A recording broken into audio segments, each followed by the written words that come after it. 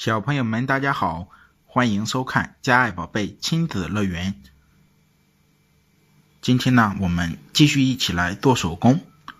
在之前的节目里，我们一起制作了警车、救护车、商务车、卡车、吉普车、消防车等等。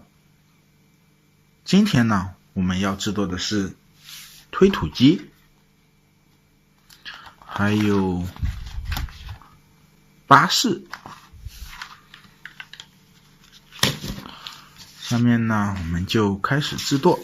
我们先制作这一辆巴士，大巴车。我们先把它撕下来。